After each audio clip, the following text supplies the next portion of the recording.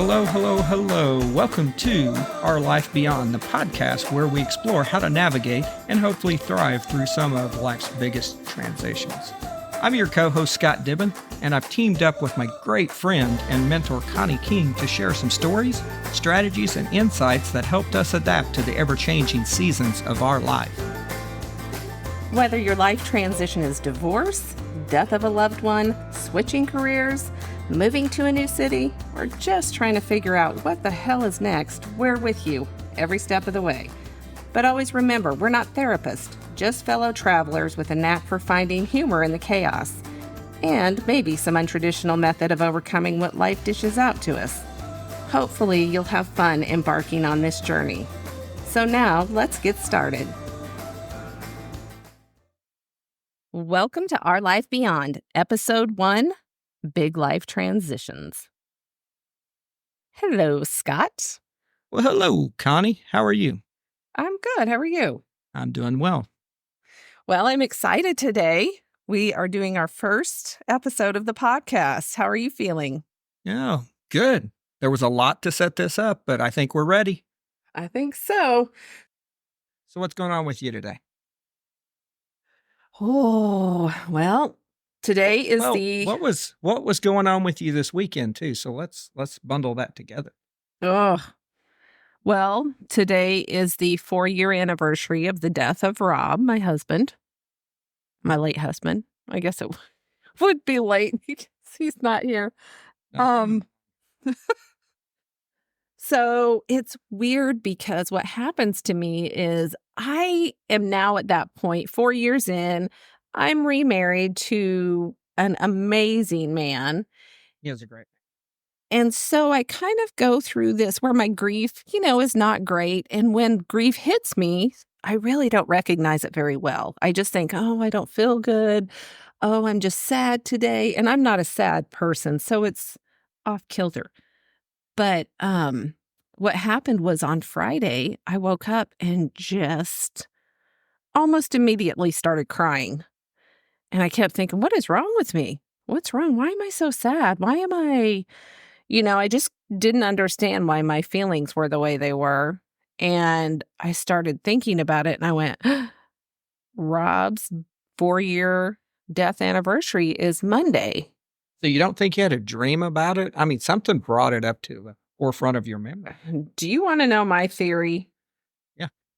So I don't know if you've ever read the book, The Body Remembers, but I swear to you, my body around that time period, because it's happened every year, and it may not be exactly on the date, but my body starts remembering the stress of that day, the shock of that day, and it starts going through the grief process. Whether I want to or not, it's very interesting because it's happened the first year after Rob died, I think I was very aware of it. But then after that, maybe a couple days ahead of time. But I think it was one of those things where it was like, yeah, he passed away a couple years ago. But this year, 4 years in, it really hit me. It hit me on Friday, and it continued into Saturday, and it continued into yesterday. You think social media takes part in it? I mean, are you seeing memories on Facebook or Instagram or something that causes some of that? Actually, I've not seen one memory this year. The years Really? before, isn't that crazy? I did not see one memory. And when I ask the boys about it, I'm like, oh, your dad's 4-year anniversary of his death is coming up.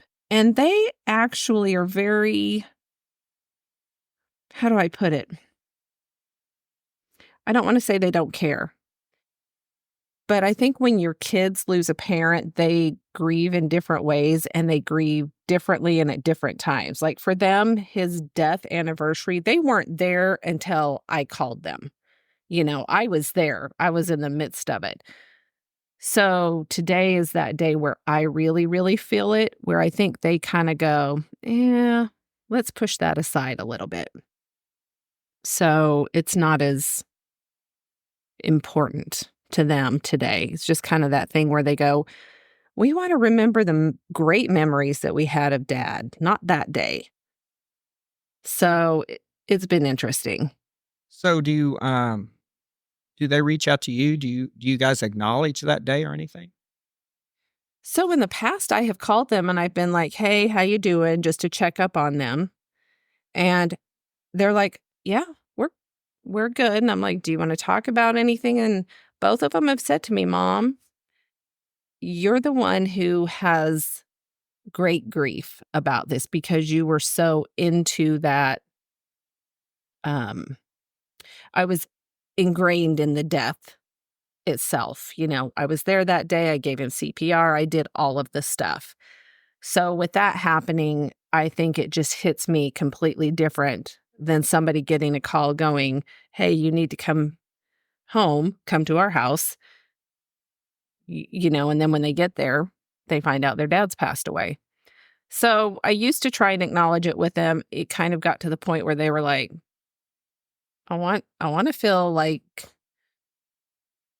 it was almost like they were appeasing me, to feel Grieving bad is about it. Yeah. Like, I'll grieve for you, Mom, but we grieve on the times like their birthdays when their dad would do something fun with them. The day of his death is not the time they grieve that much. that does make sense though. Yeah. It's completely different. So you So, still don't know why Friday was the day then? well, this one also lasted longer than it ever has, besides right after his death. So, on the anniversary of his death, I have grieved maybe a day, but throughout the year, I've grieved a lot more too. This year, I haven't grieved very much throughout the year, but I spent 3 days this time grieving. And that is the nature of grief that is so crazy hard to deal with, is because you think, am I getting sick? Am I just not feeling good? Am I just sad about the way I feel? And then all of a sudden it hits you and you're like, oh crap, I'm grieving. I'm sad. I'm brutally sad. So I'm not a very emotional person, of course. I don't know why. It's just not in me. But how how do you know it's grief for that unless you know it's grief for that? I mean, for me, it's black or white. You would know I'm getting sick, or a person can wake up in a bad mood. How do you know that that was grief for Rob? Well, I actually didn't when I first woke up, but my thought process is that process where I'm like, is your throat sore? No. Is this happening? No. I do the checklist. And then I get to the point of the emotional things and I go, are you sad over Rob? And you can feel your body truly just go, oh, that's it. Like, I'm so, so sad. And it's weird. Do you think I know that just from talking to you in the past few weeks, you were in the middle of selling the house that both you and him lived in, and he passed away. And of course, you were coming to definitely by Friday, you were coming to the end. You were getting a contract. You were getting everything signed off. Do you think that had anything to do with it? Well, through that process, I have been very sad.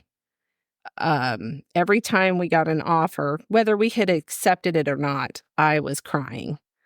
And I kept thinking, oh my gosh, this is the end. This is the last thing I have, which is not actually true, but it's the last big, big thing that we had together. I don't believe that had anything to do with this weekend's grief, but it has grief in and of itself. And Jeff said to me, we don't have to sell this, Connie. We don't have to sell it, because every time we get an offer or a realtor would call and say, we're sending you an offer, I wouldn't see the offer. I wouldn't know anything about it. And in my mind, I was like, what if this is the offer that sells this house? Then I no longer have the place that my family lived for all those years. And I would kind of glorify it in my mind. But yes, when we finally did get a great offer and it went, I mean, it looks at this point like it's going to go through. I had some tears, a few tears, but ultimately I think the guy did it right. He was kind of a pain in the butt. He was kind of hard, and that made it really good for me because I was like, damn it, let's get this thing sold. So He I gave you a believe lot of things, chances to back out of it. he, yeah, he really made it more exactly how I buy houses. It is not emotional. It is a business deal. And because of his analytical thinking, maybe is the best way for me to put it, it ended up being great for me because I took the emotion out and I was like, you know what, let's do this. Let's get a deal on the table that we both can agree on. And we did. So that was good.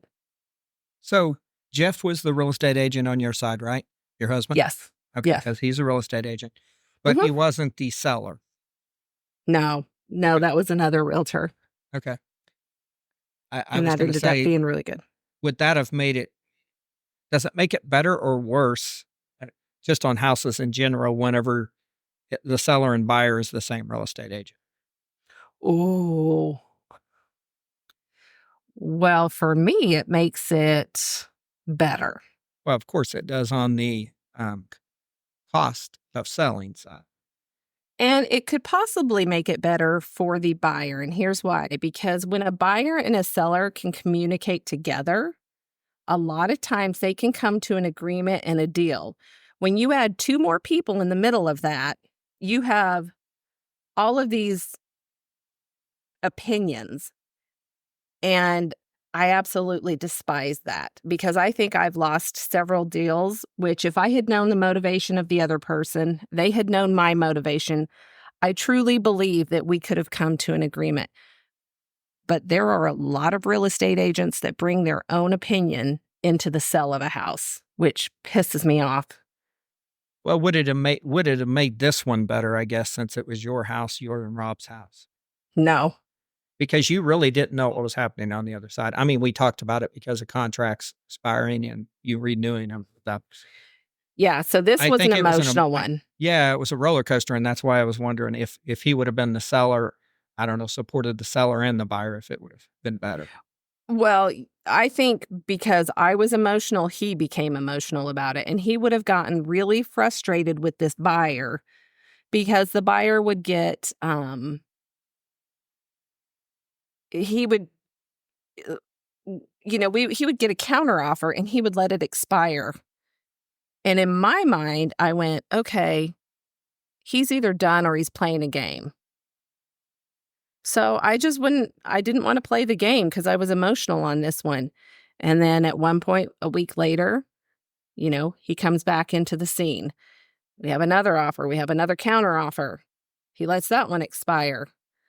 And by that time, Jeff was just done. He was like, screw this. And I was like, you know what? He's going to come back. And if he doesn't, then we know. I'm not going to stress about it. It is exactly how it is supposed to be. And it was. Could see that. So how did you woke up Friday? You were emotional. Mm-hmm. How did Jeff take it? Oh, that's so sweet. Jeff said probably some of the best words to me this grief-stricken time. I was going through this big grief about feeling guilty because I'm remarried. I am madly in love with Jeff. And yet Rob and I didn't divorce. He died, we had 26 years of history. We had children together. We had a family together. And sometimes it feels like I'm cheating on him because I'm remarried. And yet, you're not cheating on him because he's not here. But you didn't have an ugly ending like so many divorces. There wasn't an agreement for an ending. It wasn't ugly. There was just not an ending that we both decided on. And does so going into does it make it easier on Jeff, or do you think harder? Well, I don't know if that's a question for Jeff. What it does for me, this is what Jeff said, because we were talking about that. And I was like, I don't ever want you to feel like you come in second. And I don't want to feel like, I'm not giving you my all when I'm still grieving Rob. And he said to me these words, and it changed my whole perspective. He goes, Connie, that's kind of like saying I can't love my second kid because I have so much love for my first kid. And he said, love grows. And I just went, oh, that's so true. Like it was almost an immediate feeling for me of going, okay, you don't have to feel guilty. You can love Jeff immensely. And you aren't cheating on Rob. Cheating's not the right word, I guess. Yeah, Not I know what you're honoring saying. It's Rob. almost like a betrayal. It's not Yeah. cheating, but you know, Yeah, it's almost like, do I feel like I haven't honored Rob because I got remarried? And I think that's a societal thing, because the other day, you and I were actually at the same get together, and somebody mentioned how somebody moved on from a death very quickly. And I sat there and I went, well, maybe that person was really sad. Maybe they were lonely. Maybe they had just found somebody or that made them have everything they needed that maybe they didn't get in their previous marriage. I mean, there's so many pieces to moving on. And I think interesting. time is such a thing that's looked down upon, like, oh, you have to grieve for 9,000 years and then you can do something. It's so interesting though. So I had this conversation with Ellen because, I mean, not to share too much, but you know, in my family, longevity is not a big thing. We don't go very far typically. So I was just giving, I mean, we were kidding around, of course, but Ellen, of course, being my girlfriend, we were kidding around, and I was, but I wasn't, because once again, I don't know why. I don't have that emotional to me as much as I do analytical. Don't get me wrong. I do have some emotions, but I can almost override them with being analytical. And we were talking about it, and I'm like, you know, if she was talking about how heartbroken she would be if I was to pass away. And I told her, I said, you know, I get that, but I would let you be heartbroken for about a week and then you need to get over it. And she took such offense to that. Yep. And I get it. why? But let me step back. What I was trying to say, I know people, I mean, from your stories and a few others, I know people that it will take a year or 6 months before they can even look at carrying on life in a different direction. And what I was trying to explain to her, I'm like, you know, death is it's part of something we have to put up with.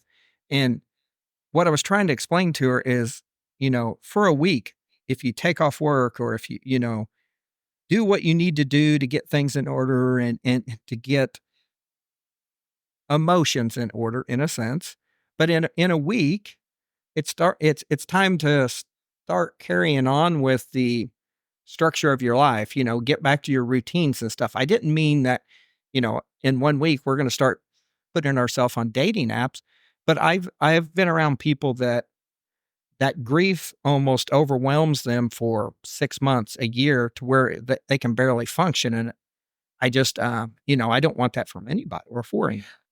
So I understand exactly what you're talking about, because when I went to grief counseling, there was a woman who had been in there 3 years. And 3 years. 3 years, and we were starting the meetings. We would have to say our name. We would have to say our spouse's name, how they passed, how long it had been, that type of thing. And she had grieved for 3 years, and she was still at the point of being, and it may have been her only moments to really grieve, but she was so distraught still that she could almost not, well, she was not very much part of the meeting. It was like she had, she just couldn't talk about it still. And that was 3 years in. And I remember that night sitting there going, I don't want to be like that. I always want to know that I've loved Rob. I want to know that I will honor him. But how disappointed he would be in me if I just gave up. He'd be like, bitch, you are on earth. You are living. You are celebrating. go have a great time too. He Well, would be like, every once in a while, think of me. well, But and he'd he, be proud that you carried on what he's doing. You didn't throw everything he was doing to the side and change directions either. You guys had businesses. You were doing what he would have wanted you to do, is carry on what he was doing, because it was really good for you guys what he was doing. right. And now you've somewhat, you're building a nest egg and some businesses for future with your kids if they want that, of course. But you haven't completely switched directions and changed yourself as a person, which I also see. I also see somebody that, live one way with a husband, and when they pass away or divorce, they completely become a different person. And you didn't do that, which leads me to believe that, Connie knows who Connie is, and you're your true person today. And the second thing I wanted to say is kudos to Jeff. I mean, think about the situation he's in. I mean, not that he's trying to live up to Rob. I'm not saying that. It's not that way, but that's a tough situation. A lot of people, when they get divorced, at least there's some, hate's not the right word probably, but um there's some ill feelings towards the other person, no matter what. So it's much easier to walk in and say, well, what did they do wrong? I'm not going to do that any longer. He can't do that. So it's tough. That's a tough Well, situation, and kudos to him. yeah, exactly. And you know what? You said this to me too, because you and I had this conversation when he and I started dating. And I was like, I don't understand how he can't be like, oh man, I'm going to be sick and I'm going to be this. And you're like, I wouldn't think that. And I'm like, really? And I think it is a man woman thing for the most part. Like, women have this comparison thing going on where I think most men take things for face value. And Jeff definitely has. He's like, I'm me. You fell in love with me. Here it is. And yeah, Rob allows, Rob is allowed in our life, I guess, to a certain extent.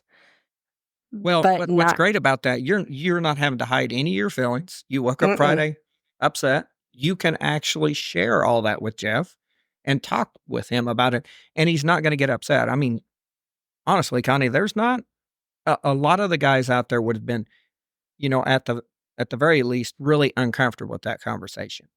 Really. Yeah, absolutely. I mean, as a guy, we want to think we can fix everything, and that now that we're involved with you, everything's perfect. You basically showed a side that he can't fix. There's no way. I mean, and that's okay that he doesn't. It's better that he's just there when you have those moments or times, and he helps you through them instead of fixing them, because he can't fix that. He'll never be able to fix that. Well, that's interesting. We should sometime talk to him about that too, because I don't know what it's like to sit in his shoes. I just know what it's like to sit in mine. But I can tell you, when he's holding me and we've had this discussion, he's holding me because I'm crying over another man. Let me tell you, it makes me adore him and love him and like hang on to him more than he is so freaking precious to me. And not just for that reason, but that builds on top of it. He is exactly what I needed. I mean, when we first met, I used to say, oh, I think God and Rob conspired to send him to me because he's so perfect. And 2 years later, well, longer than 2 years later, it's so true. It is so true. Well, that's awesome. Yeah. It's awesome. So He gives you that. So you Friday, you had the emotional. Throughout the weekend, were you very emotional? And today's the actual date, right?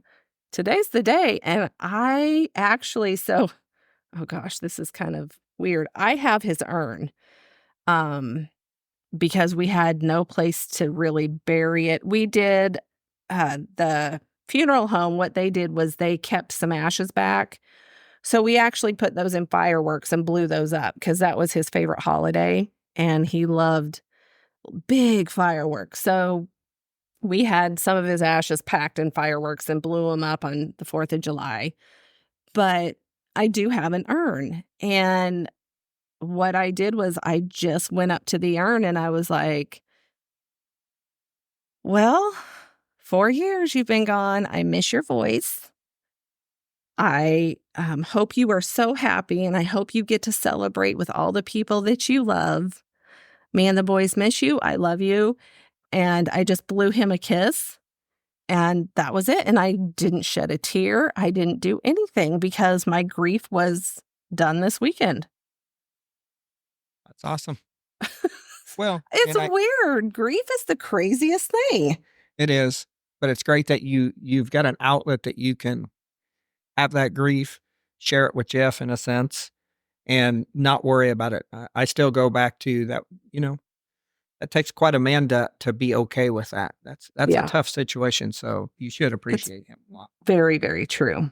So one other question real quick. I know we've had other friends that have had loved ones pass away, maybe not so much spouses. Do you think it's the same for them, Connie, or do you think it's completely different if it's a brother, a sister, a parent? I mean, I've had all of those pass away. I've had a brother, sister, and a parent, but I'm just wanting your view. So I have had other people in my life pass away too. I will tell you that grief is different for everybody.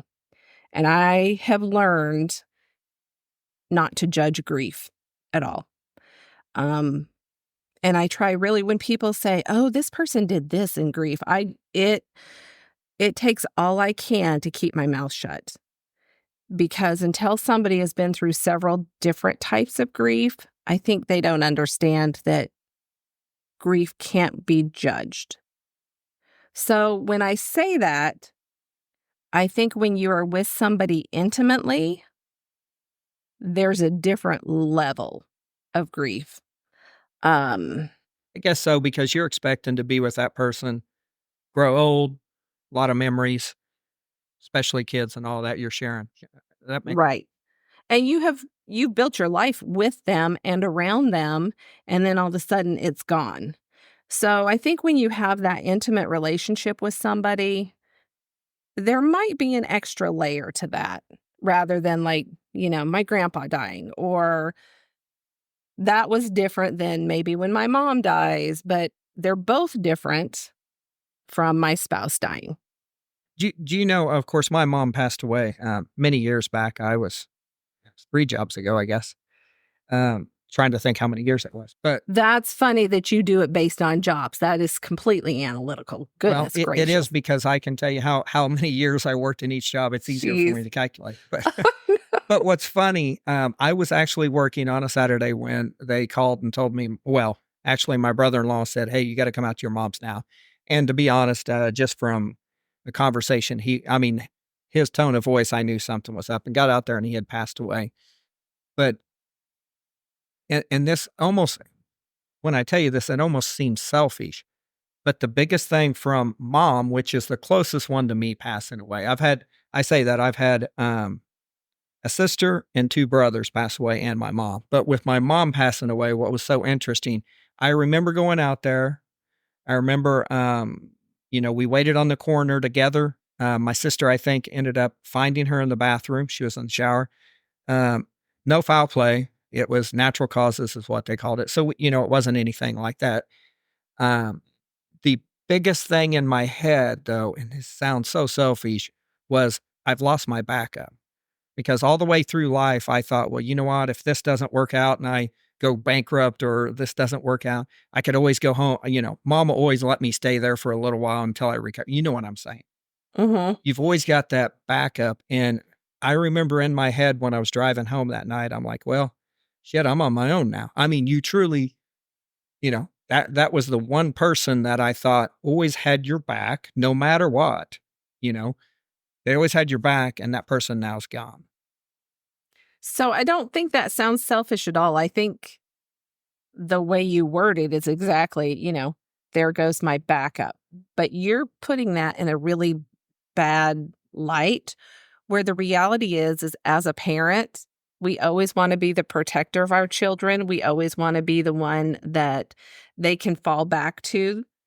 And that's exactly, we want to be the foundation for them, where they know love, they know caring, they know, they know safety with us. And so when she passed away, where you say, there goes my backup, what you really meant was, there goes my safety net. There goes my foundation. There goes my protection. There goes my love. I mean, all of those things I think are parental love. Yeah, So, and think about it. You can go through divorce, which I did, of course, and you can lose people through divorce or just, um, you know, arguments with friends, whatever that would look like. But when you look at a parent, it's like in a kid's eyes, it's almost like, well, no matter what I do, they'll end up loving me still. mhm. And when that's gone, that's when you really feel like you're going to face the world for the rest of your life on your own. So Even how if you've was got a that? great wife, that's fine. You don't have that backup, that safety. So that's an interesting thought. How was that different than your brothers or you said you had a sister who passed too? Yeah, I had a sister. Well, yeah, I've got one brother left and one sister, and I had 5 brothers and sisters. Okay. So how was talk to me about that? Because I've not had a family member other than I have my grandpa and my aunt, but those are not they don't live with me. How was it? How did you experience grief with your siblings? Well, um, each one of them was a little different. There was my sister I was probably closest to, but also my sister, after my mom had passed away, she was kind of the glue of the family. She would make everybody to get together for a playing card, you know what I mean? Bring the family Mm, together. And she right. would kind of guilt you into, you're coming over here for Thanksgiving and Christmas. So when she passed away, oh, and it's terrible. I still have, and I can't get rid of them, voicemails on my phone because I would drive back and forth to work, which was an hour. And if I didn't call her at least once every couple of weeks, she would leave me a voicemail and say, Scott, on your way home, you need to call me. I haven't talked to you in a while. And we would have that conversation for 45 minutes, whatever it would be, all the way home. So I was probably closer to her. But which I lived, once again, an hour away from her. It That changed the relationship a little bit. But when she passed away, what ended up happening is even her kids and her husband, my brother-in-law, um, you become more distant to them. I mean, I used to go play ball with the kids. I helped teach them how to play baseball and field, the ball in the outfield and grounders and stuff. And it's so weird because now I may talk with them just through Facebook is all. So yeah, it changed it completely. So now we don't have the big get-togethers. Even the rest of the family that's left, we just don't do that any longer, and we're a little more disconnected because of that. So that's what I think is the hard part of grief is that, well, of death, is that the little things start changing also. Yeah. So where I have the big response close to the day he died, there are the little things that you and I both have to mourn also. So it's kind of never ending. I'll see something and I'll be like, man, I wish I had Rob to talk to about that. Yep. Or, um, the other day I drove by a house that we had flipped together and I was like, oh my gosh. And then I'm like, crap, I can't call him and tell him that. It's those type of things that will always affect me for the rest of my life. Or when one of the boys gets married, I'll be like, shoot, Rob would have probably liked to have seen that. Or, those kind of things. Yeah. So that's where grief is. And, I think my advice to people would be number one, don't let anybody define your grief. Don't do it. You get to choose how you grieve, when you grieve. And I would also say, get in a group. The group taught me so much. And here's why it taught me a lot. It taught me, I saw people that I didn't want to be like, and I saw people I wanted to be like. And they made it okay for me to move on. And that's where a group was really important for me. But also, I mean, it's easier on my side, but knowing Jeff as well as I do now, what's cool is you never have to forget or act like you forgot Rob. Mm-hmm.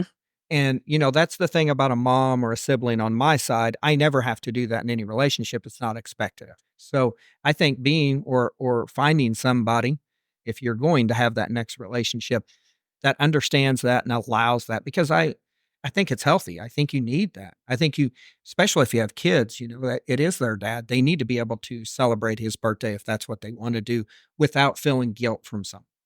Yeah, that's very true. That is very, very true. And yeah, I mean, once you've moved on, that is a completely different aspect. Again, I think, yeah, it'd be great to have Jeff on here and talking about how he handles that, because if I were in the same shoes, I would probably be like, dude, come on, Yeah. let's move on. And like I said, he's not like that. He just sees things. Maybe that's where his empathy comes in, because, he was a firefighter. He saw some of the worst things. And I think he kind of goes, okay, that's not really important. This is what's important. So I think that's a big, big part of his heart, is that he's so empathetic, and yet really, really strong too. So I kind of got the best of both worlds. Yeah, I think it'd be interesting seeing what your friends, the view of them, what were they concerned for you? What was their thoughts? How all that was, Like right after. yeah, and how it was affecting you and what they could do to help. Because I know having that support, that friend network or support network it's critical. Well, I'll tell you what, when that became so important was during the dating. And that's when you came in. Is we met right before I was supposed to, that my counselor said, you've got to start dating. You've got to learn how to deal with people. You've got to learn how people function in life now. You've been with the same man for so long, you know, and that's where you came in. So you can speak to that, because that really truly was the transition for me, was But when I finally went, ugh, I got to get yeah, out in the world. and I'd love to talk to one of your friends on that, on the podcast. And the reason, my view is a little different, Ani. I knew you from high school and I knew you after Rob. I only knew you and Rob together through Facebook and stuff like that. So I didn't have that connection with Rob.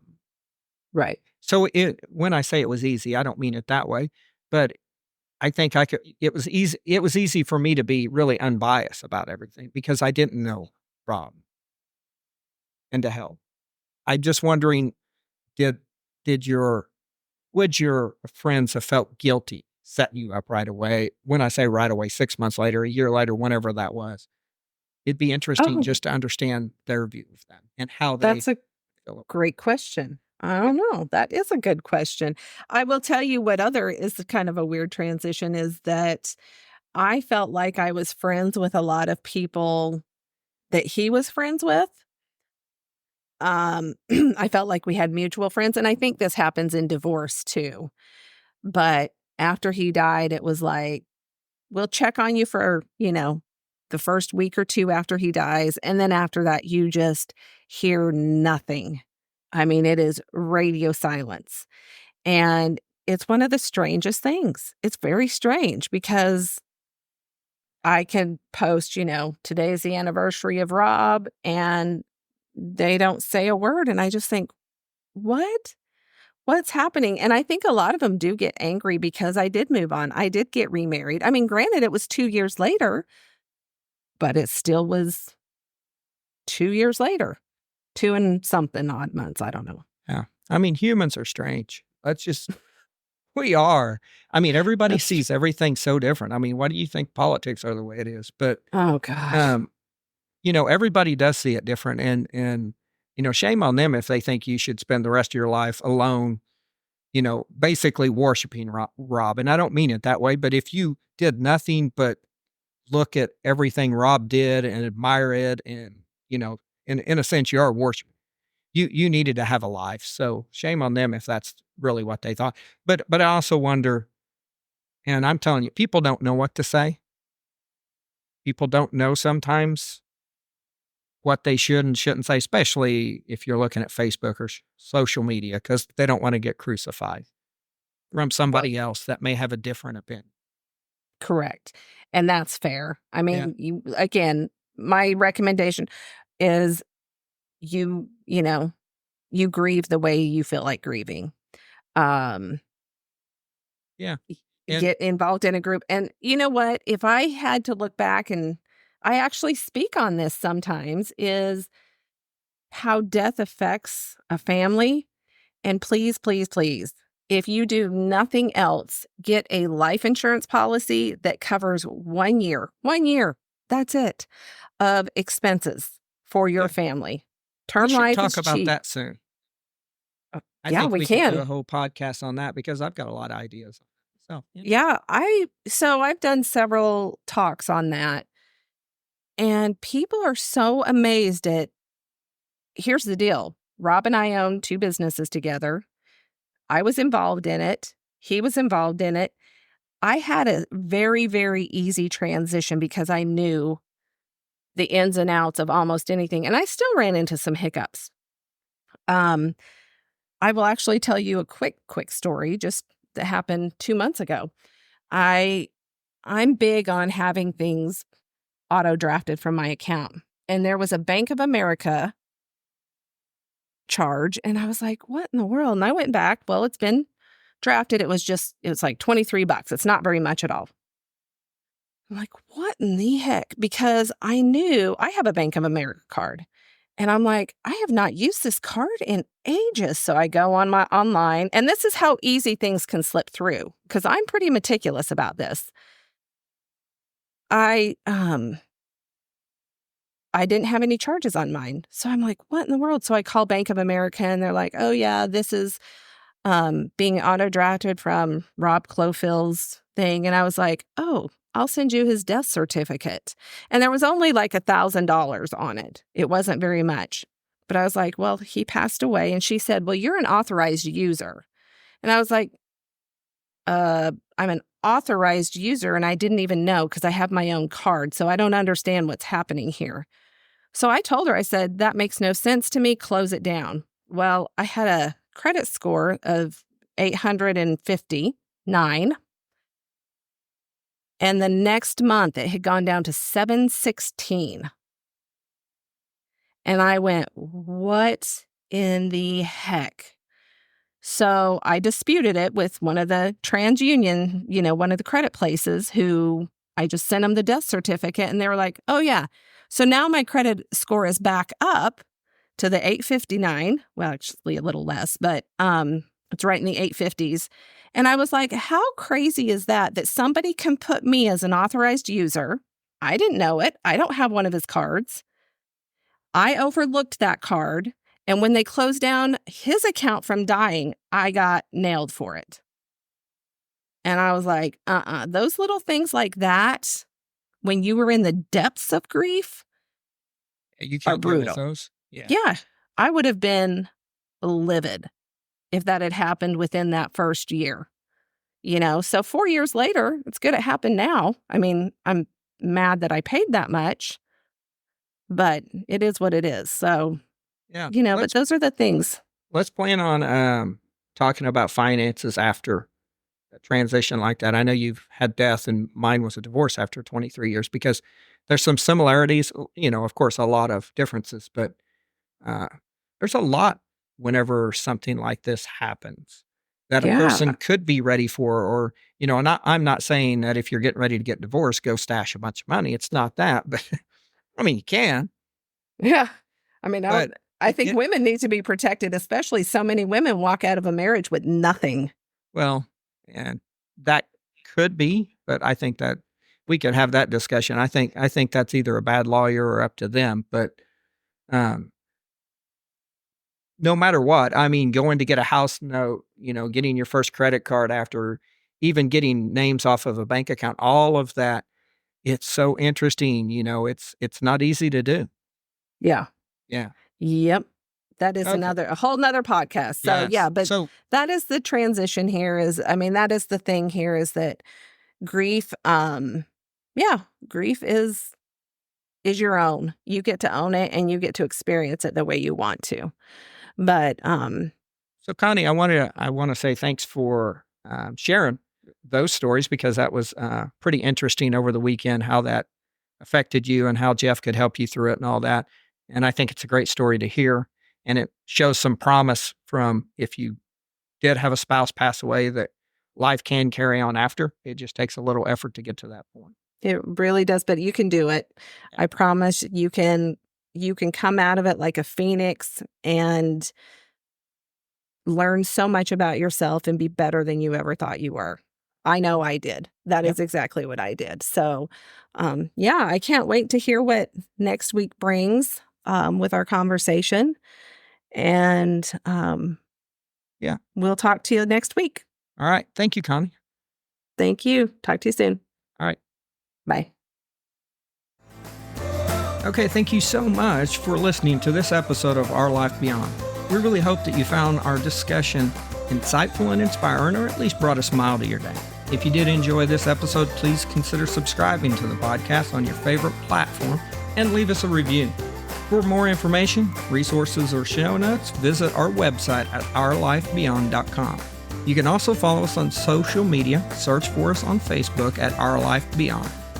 We would love to hear from you, our listeners, so feel free to reach out with your questions, comments, or suggestions through our Contact Us page at ourlifebeyond.com or on social media. And once again, thank you for joining us on this journey. Till next time, remember, life beyond any challenge is possible, and we're here to navigate it with you. Stay strong, stay positive, and keep moving forward.